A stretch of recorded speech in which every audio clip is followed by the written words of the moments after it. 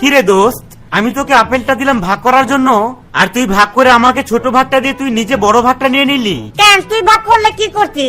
আরে বেটা, আমি তোর মতো স্বার্থপর না। আমি ভাগ করলে আমি নিজেই ছোটটা নিয়ে তোকে বড়টা দিতাম। আরে বেটা, এর লাগি তো আমি বড়টা নিয়ে তোরে ছোটটা দিছি। জানো বল্টু, গতকালকে আমার বয়ফ্রেন্ডের সাথে ব্রেকআপ হয়ে গিয়েছে। তাই নাকি? এটা তো খুবই খারাপ খবর। এই মুহূর্তে আমার কাছে মনে হচ্ছে পৃথিবীতে ব্রেকআপের চেয়ে বড় কোনো কষ্ট নেই। ও তাই না? আচ্ছা দোস্ত, জানিস আসলে টাকা থাকলে সুন্দরী মেয়ের অভাব হয় না। হ্যাঁ রে দোস্ত, ঠিকই বলছস। টাকা থাকলে সুন্দরী মেয়ের অভাব হয় না, আর সুন্দরী মেয়ে থাকলে ফকির হইতে সময় লাগে না।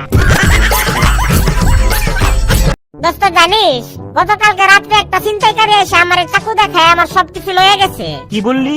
সামান্য একটা চাকু দেখিয়ে তোর কাছ থেকে ছিনতাই করেছে? কিন্তু তোর কাছে যে একটা পিস্তল ছিল কিছুদিন আগেই যেটা কিনেছিলি। আরে দূর বেটা, ওইটা তো লুকায় রাখছিলাম, তা না হলে তো ওইটাও লয়ে যাইতো। আচ্ছা বল্টু, বলতো পৃথিবীতে সবচেয়ে ক্ষমতাবান লোককে? স্যার, ফুচকাওয়ালা। কি বললি হারামজাদা? একটা ফুচকাওয়ালা কিভাবে সবচেয়ে ক্ষমতাবান লোক হয়? স্যার, আপনি একবার চিন্তা করে দেখেন, একটা ফুচকাওয়ালা কিন্তু অনেক বড় লোকের মেয়েগুলারও বাটি হাতে রাস্তায় দাঁড় করায় দেয়। আপনি কি পারবেন কোন বড় লোকের মেয়ের বাটি হাতে রাস্তায় দাঁড় করাইতে?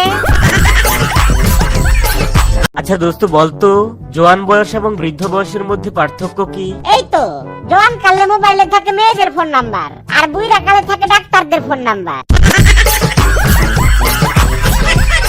আচ্ছা বল্টু, তুই তো দেখছি দিন দিন অনেক বড় একটা সিগারেট খোর হয়ে যাচ্ছিস। কি আর করবো স্যার, সিগারেট না খাই আমি থাকতেই পারি না। তুই কি জানিস একটা সিগারেট মানুষের 10 দিন আয়ু কমিয়ে দেয়? তাই নাকি স্যার? আমি দৈনিক যে পরিমাণ সিগারেট খাই, আপনার হিসাব অনুযায়ী তো আমি আরো 200 বছর আগেই মারা গেছি।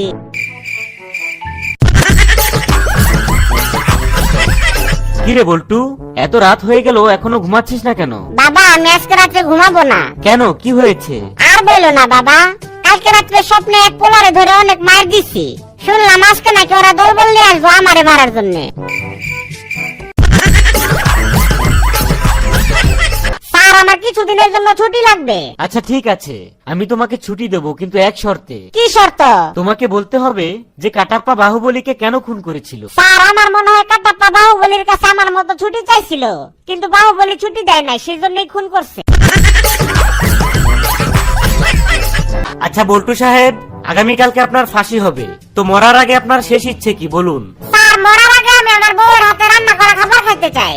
ও আচ্ছা, তো আপনি তাহলে আপনার বউয়ের হাতের রান্না খেলেই খুব তৃপ্তি পাবেন? না স্যার, কোনো তৃপ্তি পাবো না, কিন্তু ওই শালীর হাতে রান্না খেলে আমার আর বাঁচার কোনো ইচ্ছাই থাকবো না, তাহলে খুব সহজেই মরতে পারবো। দোস্ত জানিস, আমার গার্লফ্রেন্ড ইদানিং শুকাইতে শুকাইতে অনেক চিকন হয়ে গেছে। তাই নাকি দোস্ত? কিরকম চিকন হয়ে গিয়েছে? এতটাই চিকন যে ওর সামনে আমার নিঃশ্বাস ছাড়তেও ভয় হয়। যদি নিঃশ্বাসের সাথে উড়ে যায়